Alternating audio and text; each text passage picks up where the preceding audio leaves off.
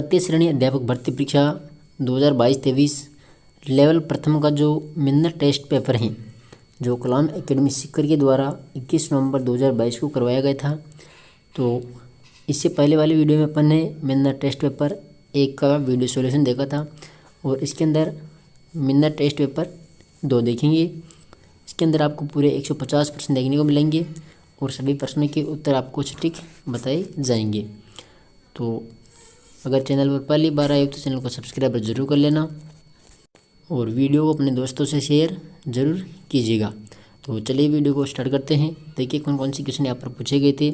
इसकी PDF आपको Telegram पर मिल जाएगी। आलिया एग्जाम क्विज के नाम से हमारा टेलीग्राम चैनल है, तो आप ज़रूर ज्वाइन करें, वहाँ पर PDF डाल दी जाएगी। तो चलिए स्टार्ट करते हैं। तो देखते हैं पहला क्वेश्चन है, सूची 1 और 2 से सुमेलित करना है। इधर है योजना, इधर है नोडल विभाग। पहला है कि शुद्ध के लिए युद्ध अभियान, तो ये चिकित्सा विभाग हो जाएगा। घर घर औषधि, ये वन विभाग हो जाएगा। जन सूचना पोर्टल, तो ये हो जाएगा सूचना प्रौद्योगिकी एवं संचार विभाग।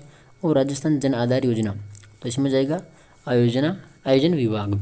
ठीक है, तो इसके अंदर जो राइट आंसर है वो क्या हो जाएगा, ऑप्शन नंबर 2, 2, 1, 4, 3। अगला क्वेश्चन देखिए,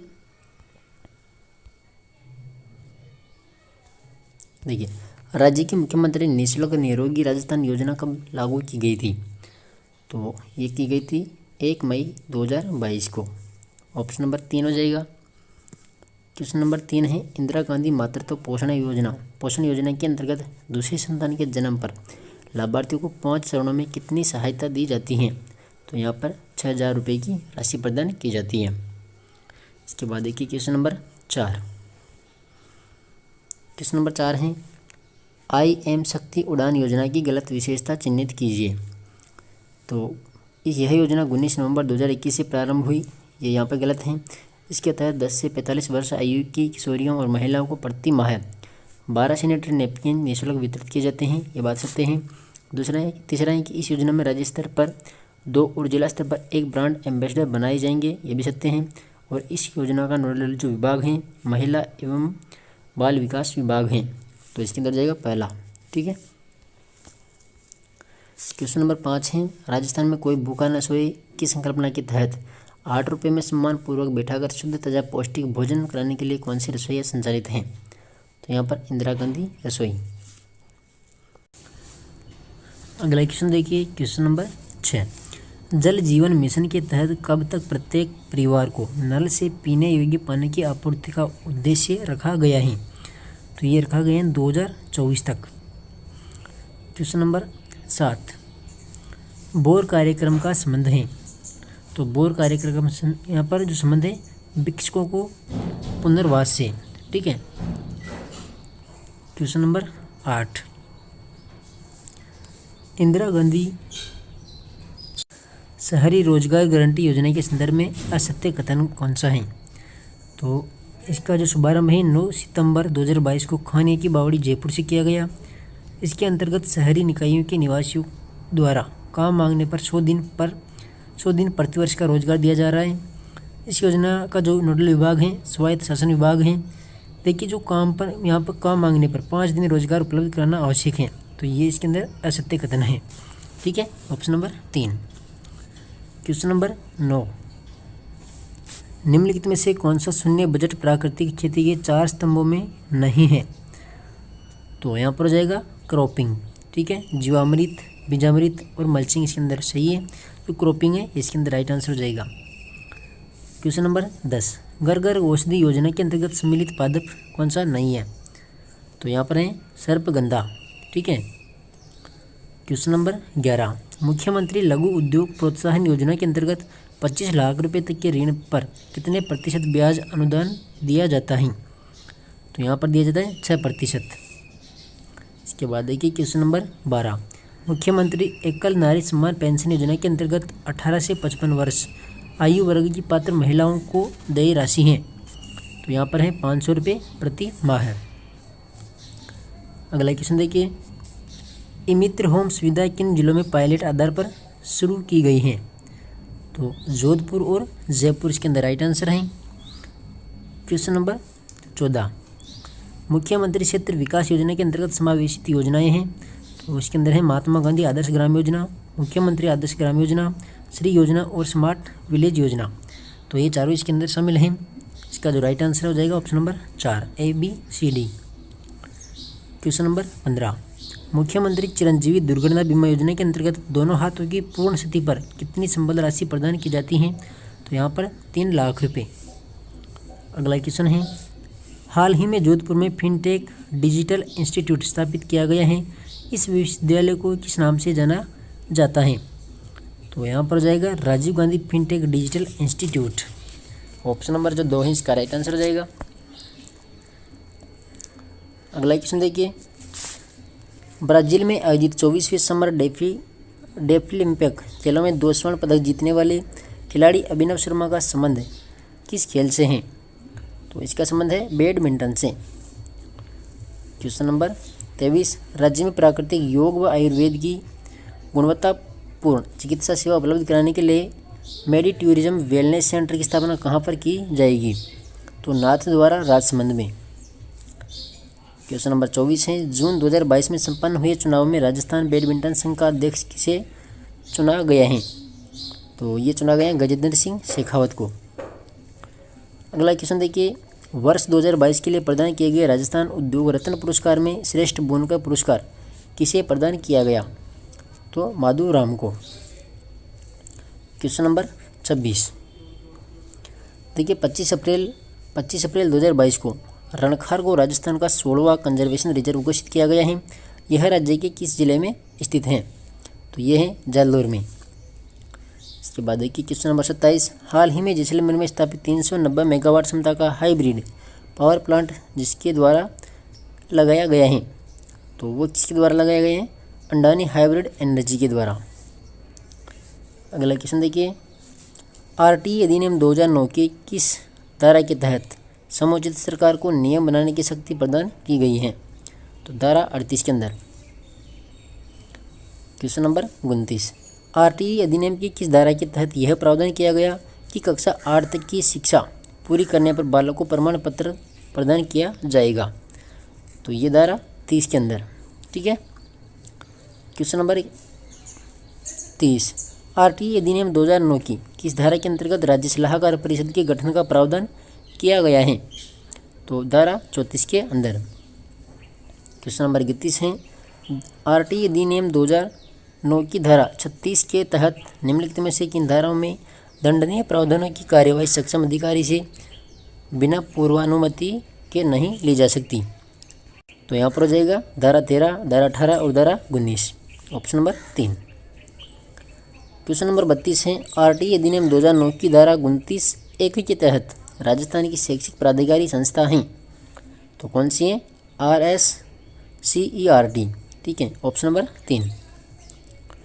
अगला क्वेश्चन देखिए, क्वेश्चन नंबर 33, RTE अधिनियम 2009 के अनुसार यदि किसी राज्य में बालक अधिकार संरक्षण आयोग का गठन नहीं किया गया है तो वहाँ किसके द्वारा ऐसा प्राधिकरण का गठन किया जा सकता है जो राज्य बाल अधिकार संरक्षण आयोग के द्वारा किए जाने वाले कार्य का संचालन करे? तो यहाँ पर हो जाएगा समुचित सरकार। Option number 3। क्वेश्चन नंबर 34 है, राजस्थान RTE नियमावली 2011 में आयु के सबूत के दस्तावेज के रूप में कौन सा एक सम्मिलित नहीं है? तो यहाँ पर आधार कार्ड है। ठीक है, ऑप्शन नंबर 1। क्वेश्चन नंबर 35 है, RTE 2009 के मान व मानक के अनुसार किसी विद्यालय में 240 छात्र होने पर प्रधानाध्यापक सहित न्यूनतम शिक्षकों की संख्या होनी चाहिए? तो यहाँ पर हो जाएगी 7। ठीक है।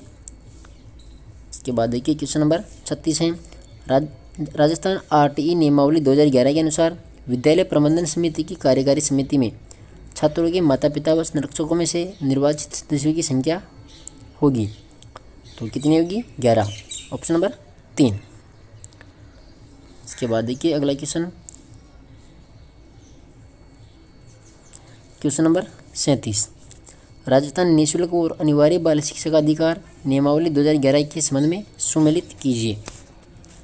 तो करते हैं इनको सुमेलित। देखिए, राज्य सरकार के द्वारा प्रति बालक व्यय की प्रतिपूर्ति, तो ये हो जाएगी नियम 11। विद्यालय को मान्यता, तो विद्यालय को मान्यता नियम 14, प्रवेश के लिए विस्तारित कालावधि, तो इसके अंदर हो जाएगा नियम 13, और विद्यालय की मान्यता वापस लेना ये हो जाएगा नियम 15। तो कौन सा हो जाएगा इसके अंदर राइट आंसर? Option number 3, 4 2 3 1। इसके बाद देखिए क्वेश्चन नंबर 38 है, राजस्थान आरटीई नियमावली 2011 के अनुसार निम्नलिखित में से कौन सा कार्य विद्यालय प्रबंधन समिति का नहीं है? तो कौन सा नहीं है यहाँ पे? देखिए, बालक के माता पिता को बालक के संबंध में नियमित जानकारी देना, ये बात सकते हैं।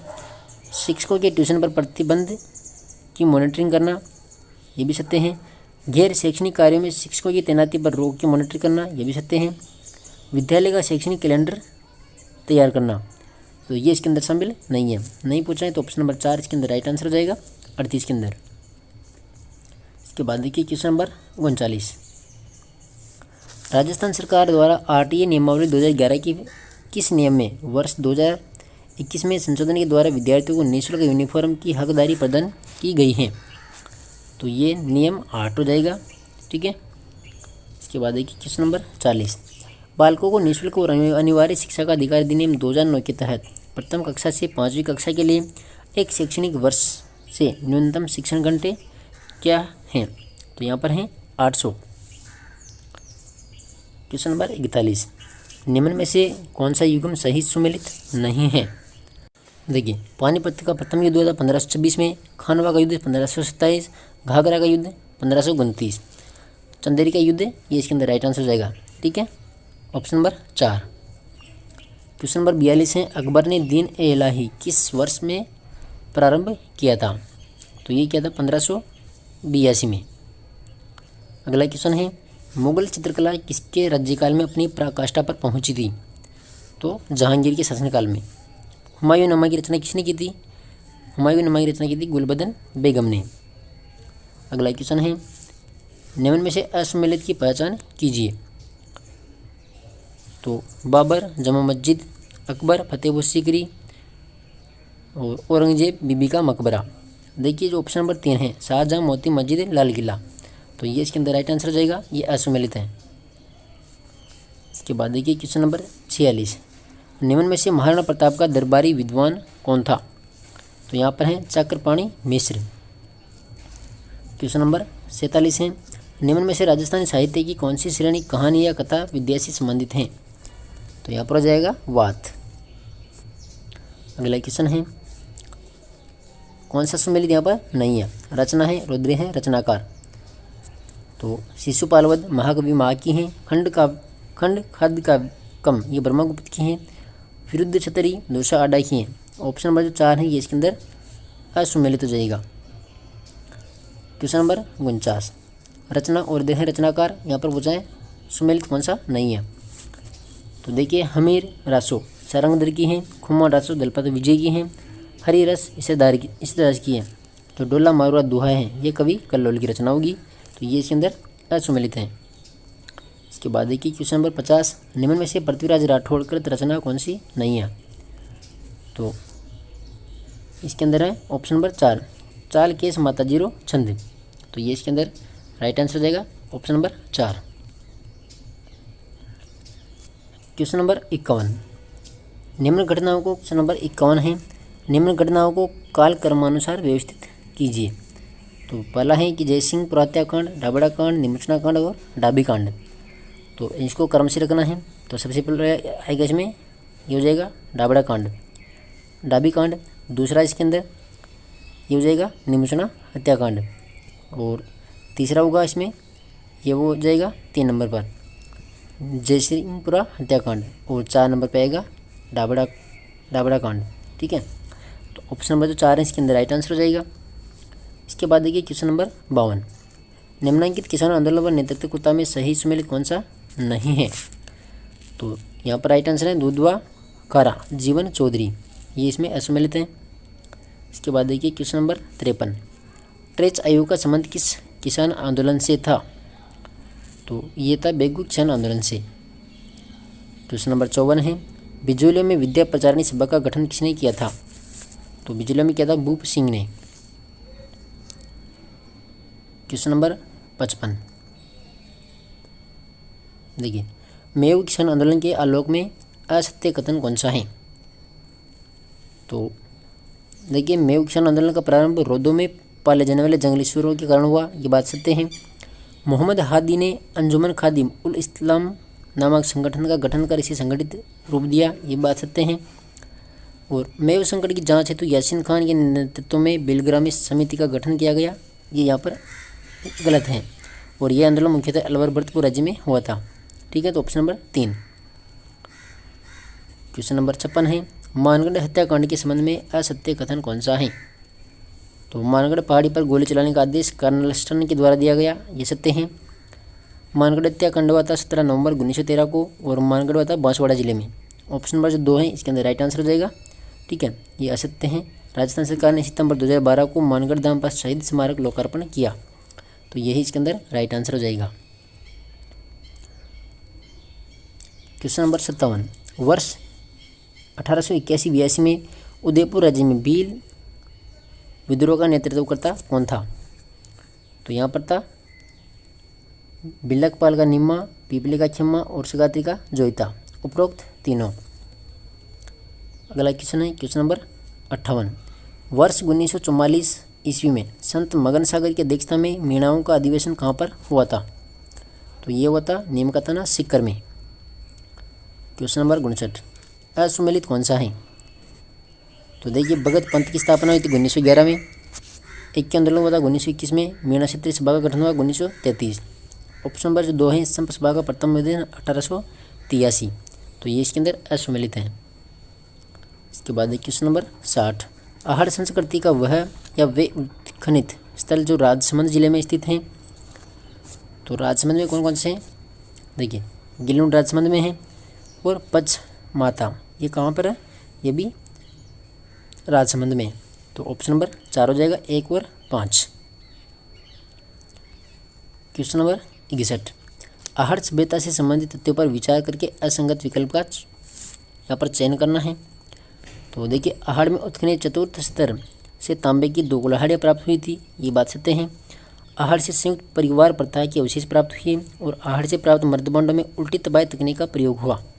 देखिए, आहड़ सिंधु सभ्यता का स्थल है, ये बात गलत है। Option number 2।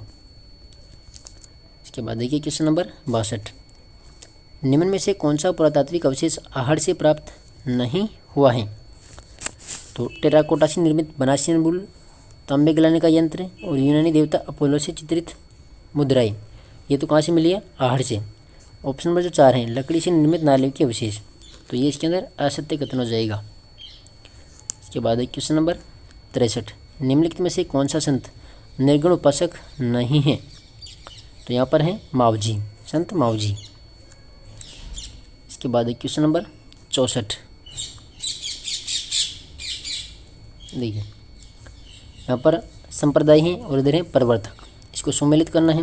देखिए, अलखिया जो संप्रदाय है तो ये हो जाएगा लालगिरी, पाशुपत संप्रदाय लकुल लसी रसिक हैं, ये हो जाएगा अगरदास जी और रामसने रामचरण जी। ऑप्शन नंबर जो 4 है इसके अंदर राइट आंसर हो जाएगा। इसके बाद देखिए क्वेश्चन नंबर 65, पिपासर लालसर रामड़ाबास आदि का संबंध किस संप्रदाय से है? तो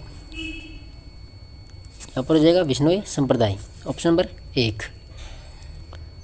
क्वेश्चन नंबर 66 है, संत मावजी के संबंध में निम्न में से असत्य कथन कौन सा है? तो यहाँ पर असत्य कथन है, मावजी ने संगल्या धूनी की स्थापना की थी, ये बात असत्य है। देखिए, मावजी के अनुयायी ने कल्कि का अवतार मानते हैं, मावजी के द्वारा लसाड़ी आंदोलन चलाया गया और मावजी ने चोपड़ा ग्रंथ की रचना की थी।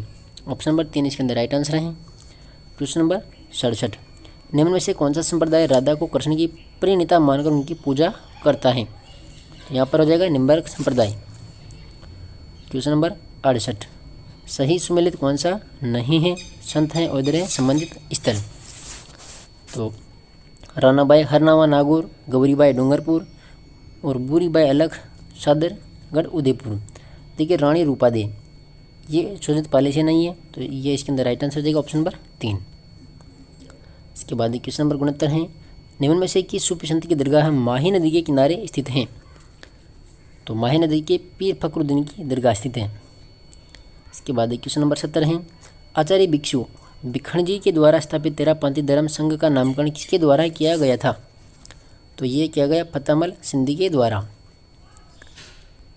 क्वेश्चन नंबर 71 है, हारोजी हांसोजी पालोजी का संबंध किस संप्रदाय से है? तो जसनाती संप्रदाय से। क्वेश्चन नंबर 72, भील जनजाति में प्रचलित पंथ संप्रदाय हैं? तो यहाँ पर है उंदरिया। क्वेश्चन नंबर 73 है, असुमेलित कौन सा है? तो देखिए, राजस्थान का नरसिंह जयमल दास जी को कहा जाता है। वागड़ की मेरा गौरीबाई। राजस्थान की दूसरी मेयर है रना बाई जी। ऑप्शन नंबर 3, बागड़ का धनी शेख हमीदुद्दीन नागौरी, इसके अंदर असुमेलित है। क्वेश्चन नंबर 74 है, चेतावनी रथ नामक ग्रंथ का संबंध किससे है? तो ये था संत पित्ता से। ठीक है, ऑप्शन नंबर 2। क्वेश्चन नंबर 75 है, निम्न में से मेवाड़ पुकार संबंधित हैं? तो किससे संबंधित है? ऑप्शन नंबर 4 हो जाएगा, मोतीलाल तेजावत के द्वारा मेवाड़ महाराणा प्रताप को प्रस्तुत 21 सूत्री मांग पत्र। क्वेश्चन नंबर 76, 1822 ईस्वी में गठित मेवाड़ा बटालियन का मुख्यालय कहाँ पर था? तो ये था ब्यावर अजमेर के अंदर। क्वेश्चन नंबर 77, मारवाड़ राज्य लोक परिषद के पहले अधिवेशन के मुख्य अतिथि कौन थे या कौन थी? तो यहाँ पर कस्तूरबा गांधी।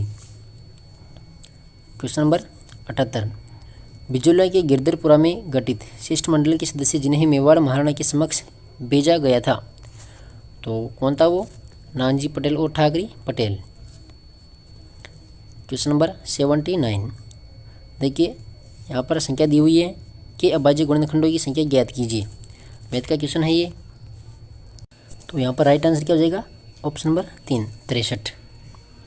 क्वेश्चन नंबर 80, यदि दो संख्याओं का अनुपात है 2:3 तथा लघुत्तम सीमा प्रत्यय 120 है तो दोनों संख्याओं में बड़ी संख्या ज्ञात कीजिए। तो यहाँ पर हो जाएगा बड़ी संख्या 60।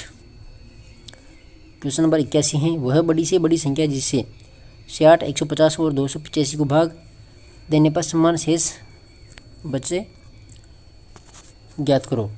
तो इसके अंदर है 45। क्वेश्चन नंबर 82 है, 3 कंटेनरों में क्रमशः 72 लीटर, 90 लीटर और 144 लीटर दूध भरा है। उस बड़े से बड़े मानक कैन की धारिता ज्ञात कीजिए जो सभी कंटेनरों में मौजूद मात्राओं को पूर्णतः बिना कुछ भी शेष रहे माप सकता है। तो यहाँ पर हो जाएगा 18 लीटर। क्वेश्चन नंबर 83, संख्या 264600 की विभिन्न अभाज्य भाजकों की संख्या ज्ञात कीजिए। तो यहाँ पर हो जाएगा 4। ठीक है, आप हल करके देख लेना, तो मैं यहाँ पर आपको सीधा उत्तर बताऊँगा। क्वेश्चन नंबर 84, निम्न में से कौन सा रासायनिक परिवर्तन का उदाहरण नहीं है? तो यहाँ पर है बल्ब का जलना। Option number 4। क्वेश्चन नंबर 85 है, कौन सा सही सुमेलित नहीं है? तो sodium Na, potassium K, boron B। देखिए सीसा Ag, तो ये इसके अंदर राइट आंसर है। क्वेश्चन नंबर 86, निम्न में से कौन सा विश्व मांगी उदाहरण नहीं है? तो यहाँ पर हो जाएगा धुआं। Option number 3। क्वेश्चन नंबर 87, निम्न कथनों पर विचार करके सत्य कथन का चयन कीजिए।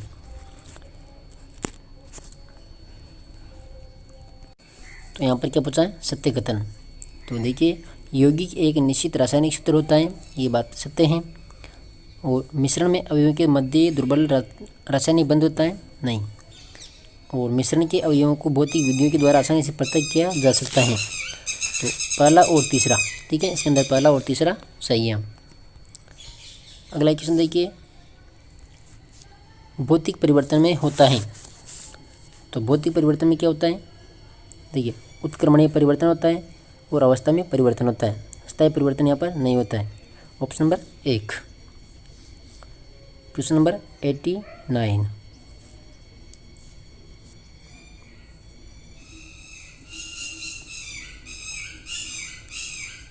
देखिए,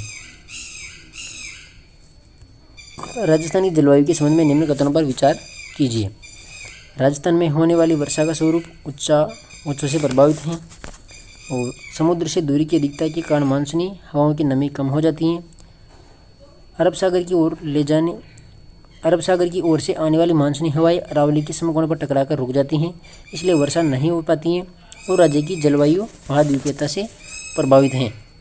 तो इसके अंदर जो पहला, दूसरा और जो चौथा ऑप्शन है ये इसके अंदर राइट हो जाएगा। इसके बाद देखिए अगला क्वेश्चन, निम्न में से राजस्थान में वर्षा के संबंध में असत्य कथन कौन सा है? तो यहाँ पर है देखिए ऑप्शन नंबर 2, दक्षिण पूर्व से उत्तर पश्चिम की ओर वार्षिक वर्षा की मात्रा में परिवर्तनशीलता घटती जाती है। तो ये बात क्या ये यहाँ पर असत्य है। क्वेश्चन नंबर 91, राजस्थान में औसत वार्षिक वर्षा होती है तो 575 मिलीमीटर। क्वेश्चन नंबर 92 है, राजस्थान में कुल वार्षिक अंक वर्षा का कितना प्रतिशत दक्षिण पश्चिमी मानसून से प्राप्त होता है? तो यहाँ पर 90 से 95%।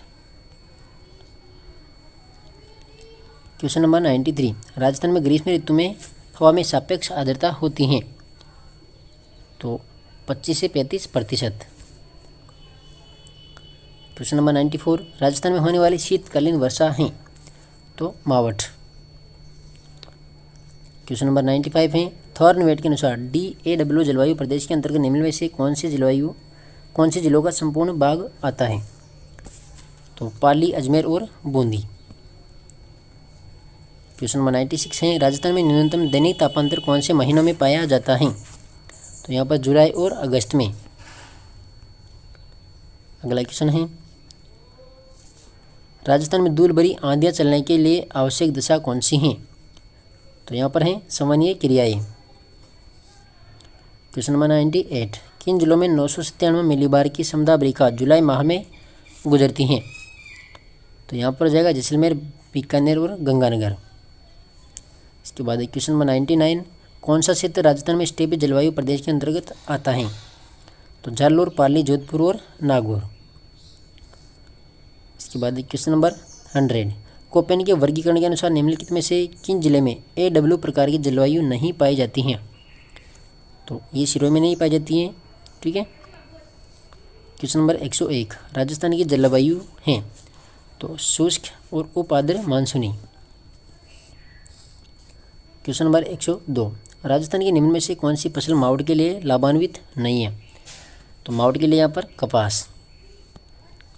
इसके बाद क्वेश्चन नंबर 103, पूर्वाई से तात्पर्य है। पूर्वाई से कहते हैं हवा पूर्व से पश्चिम की ओर चल रही है, ये कहलाती है पूर्वाई। क्वेश्चन नंबर 104, राजस्थान को दो भागों में बढ़ने वाली समवर्षा रेखा कौन सी है? तो 50 सेंटीमीटर। इसके बाद क्वेश्चन नंबर 105, राजस्थान राज्य में न्यूनतम ग्रीष्मकालीन तापमान आलेखित किया जाने वाला भाग कौन सा है? तो दक्षिण पश्चिमी भाग।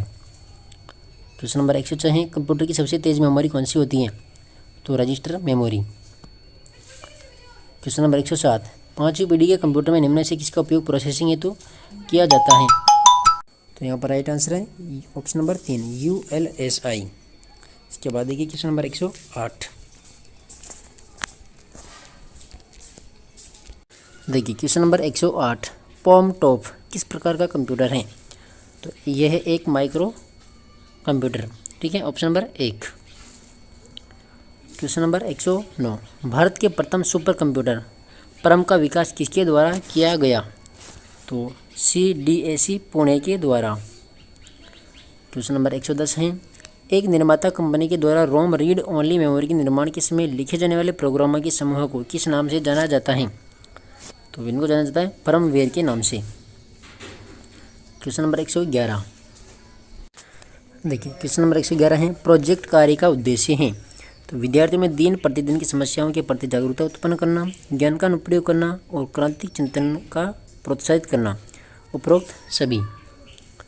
क्वेश्चन नंबर 112, पाठ्य योजना के भारतीय उपागम RCEM का विकास किसके द्वारा किया गया? तो ये किया गया था यहाँ पर HR दवे के द्वारा। क्वेश्चन नंबर 113, निम्न में से कौन सा पद हर बट की मूल पाठ्य योजना में शामिल नहीं है? तो यहाँ पर है तुलना। क्वेश्चन नंबर 114, मोरिसन की इकाई योजना के कौन से पद में एक शिक्षक के द्वारा विद्यार्थी के पूर्व ज्ञान का पता लगाया जाता है? तो यहाँ पर राइट आंसर हो जाएगा अन्वेक्षण। क्वेश्चन नंबर 115, अधिगम के रचनावादी उपागम के अनुसार असत्य कथन कौन सा है? तो राइट आंसर है ऑप्शन नंबर 1, सीखना वस्तुनिष्ठ है, व्यक्तिपरक नहीं। क्वेश्चन नंबर 116, प्रोजेक्ट विधि का आधारभूत सिद्धांत कौन सा नहीं है? तो राइट आंसर ऑप्शन नंबर 2 व्यापकता का सिद्धांत। क्वेश्चन नंबर 117, विलियम किलपैट्रिक ने प्रायोजना विधि के 4 सोपान बताए, निम्न में से कौन सा पद इसमें शामिल नहीं है? तो राइट आंसर है आलेखन। क्वेश्चन नंबर 118, खोज उपागम को लोकप्रिय बनाने का श्रेय किसे जाता है? तो ये जाता है जेरोम ब्रूनर को।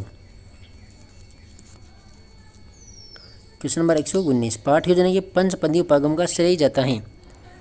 तो ये जाता है जोहान फ्रेडरिक हर्बर्ट को। क्वेश्चन नंबर 120, एनसीईआरटी उपागम का पद कौन सा नहीं है? तो यहाँ पर कौन सा नहीं है? देखिए उत्पाद, ऑप्शन नंबर 4।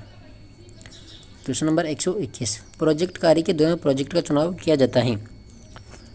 तो ये किया जाता है शिक्षक के निर्देशन में छात्रों के द्वारा। क्वेश्चन नंबर 122, प्रोजेक्ट पद्धति निम्नलिखित में से किस दार्शनिक विचारधारा पर आधारित है? तो राइट आंसर क्या हो जाएगा 122 के अंदर? प्रयोजनवाद। क्वेश्चन नंबर 123, विकास कभी न समाप्त होने वाली प्रक्रिया है, यह कथन विकास के किस सिद्धांत से संबंधित है? तो यहाँ पर हो जाएगा निरंतरता का सिद्धांत। अगला क्वेश्चन देखिए, क्वेश्चन नंबर 124, विकास की किस अवस्था को कोल और ब्रूस ने समयगात्मक विकास का अनोखा काल कहा है? तो राइट आंसर है यहाँ पर बाल्यावस्था। इसके बाद क्वेश्चन नंबर 125 है, बालक की वृद्धि मुख्यतः संबंधित है? तो ये शारीरिक विकास से। अगला क्वेश्चन है क्वेश्चन नंबर 126। क्वेश्चन नंबर 126, बालक के संज्ञानात्मक विकास के संदर्भ में निम्नलिखित में से कौन सी पियाजे की संरचना है? तो राइट आंसर क्या हो जाएगा? स्कीमा। क्वेश्चन नंबर 127, एक बालक जो किसी लक्षण जैसे दुश्चिंता में उच्च और निम्न और बाद के वर्षों में इसी तरह रहता है, यह कथन निम्न में से किसके महत्व को बल देता है? तो यहाँ पर आनुवंशिकता को। क्वेश्चन नंबर 128, विकास का परिणाम स्वरूप नवी विशेषताएं और नवीन योग्यताएं प्रकट होती हैं, तो यह कथन किसने दिया था? तो ये दिया था हरलोक ने। इसके बाद देखिए क्वेश्चन नंबर 129, विकास के सिपेलो कोडल दिशा सिद्धांत के अनुसार विकास होता है, तो ये होता है सिर से पैर की ओर। क्वेश्चन नंबर 130, कोहलबर्ग ने प्रस्तुत किया, तो कोहलबर्ग ने कौन सा सिद्धांत प्रस्तुत किया था? नैतिक विकास के चरण। ठीक है। क्वेश्चन नंबर 131, किस मनोवैज्ञानिक के अनुसार शेषावस्था की मनोसामाजिक अवस्था विश्वास बनाम अविश्वास की है? तो ये एरिक एरिक्सन। क्वेश्चन नंबर 132 है, वंशानुक्रम के बीज कोश की निरंतरता के नियम लॉ और कनेक्टिविटी के प्रतिपादक कौन है? तो राइट आंसर है यहाँ पर बीजमैन। इसके बाद क्वेश्चन नंबर 133, किस विकल्प में क्रमधारी समास नहीं है? तो राइट आंसर है यहाँ पर देहलता। क्वेश्चन नंबर 134, द्वंद्व समास का उदाहरण है? तो शीत उष्ण। ठीक है, शीत और उष्ण ये द्वंद्व समास का है। इसके बाद क्वेश्चन नंबर 135, किस विकल्प के सभी शब्द संप्रदान तत्पुरुष समास के उदाहरण हैं? तो सत्याग्रह और राह खर्च। इसके बाद क्वेश्चन नंबर 136, यावत जीवन समासिक पद में कौन सा समास है? तो यहाँ पर कौन सा हो जाएगा? अविर्भाव समास। क्वेश्चन नंबर 137, चंद्रमौली शब्द में कौन सा समास है? तो राइट आंसर है बहुव्रीहि समास। क्वेश्चन नंबर 143, देखिए इंग्लिश के क्वेश्चन हैं, तो इनके डायरेक्ट आंसर देखते हैं। इससे पहले क्वेश्चन छूट गए। देखिए 138, भाषा सीखने का स्वाभाविक और मनोवैज्ञानिक क्रम कौन सा है? तो यहाँ पर है सुनना, बोलना, पढ़ना और लिखना। इसके बाद क्वेश्चन नंबर 139, मौन वाचन का प्रकार है, तो मौन वाचन का प्रकार कौन सा है? तो राइट आंसर है द्रुत वाचन। इसके बाद क्वेश्चन नंबर 140, लिखना सीखने से पूर्व बालकों को चित्रकला सिखाना चाहिए क्योंकि अक्सर भी चित्र ही है, इस मत का समर्थन किसने किया था? तो यहाँ पर राइट आंसर क्या हो जाएगा? महात्मा गांधी ने। ठीक है, ऑप्शन नंबर 1।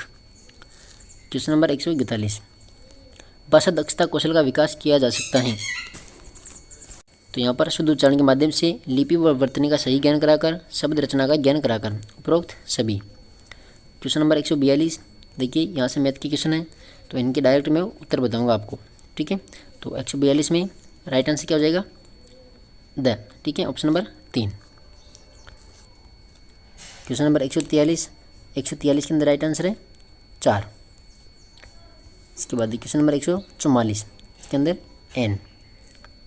इसके बाद क्वेश्चन नंबर 145, इसमें हो जाएगा 1। क्वेश्चन नंबर 146, क्वेश्चन नंबर 146 के अंदर राइट आंसर है ऑप्शन नंबर 3। क्वेश्चन नंबर 147, 147 के अंदर राइट आंसर है ऑप्शन नंबर 1। इसके बाद देखिए क्वेश्चन नंबर 148, क्वेश्चन नंबर 148, इसके अंदर राइट आंसर है ऑप्शन नंबर 2। इसके बाद क्वेश्चन नंबर 149, तो इसके अंदर राइट आंसर क्या हो जाएगा, देखिए 149 के अंदर राइट आंसर है 4, ठीक है। और क्वेश्चन नंबर 150, तो 150 के अंदर राइट आंसर है ऑप्शन नंबर 1। तो ये 150 प्रश्न थे, ठीक है, जो कलाम एकेडमी सीकर के द्वारा जो मेन टेस्ट पेपर हुआ था 21 नवंबर 2022 को, तो उसके अंदर पूछे गए थे। तो ये था मेन पे टेस्ट पेपर 2। इससे पहले जो फर्स्ट पेपर है मेन टेस्ट पेपर 1, उसका सॉल्यूशन पहले वाली वीडियो में देख लेना। तो ये 2 टेस्ट हो गए, तो आप इनको ज़रूर देख लेना, क्योंकि बहुत ही वेरी इंपॉर्टेंट क्वेश्चन है ये। आप एक बार इनको जरूर देखिए जाना। वीडियो पसंद आए तो वीडियो को लाइक कीजिएगा, अपने दोस्तों से शेयर जरूर कीजिएगा, और चैनल पर पहली बार है तो सब्सक्राइब जरूर कीजिएगा। टेलीग्राम पर आपको PDF मिल जाएगी, आलिया एग्जाम क्विज के नाम से हमारा टेलीग्राम है, तो आप जरूर ज्वाइन कर लें। मिलते हैं नेक्स्ट वीडियो में, तब तक के लिए धन्यवाद। जय हिंद, जय भारत।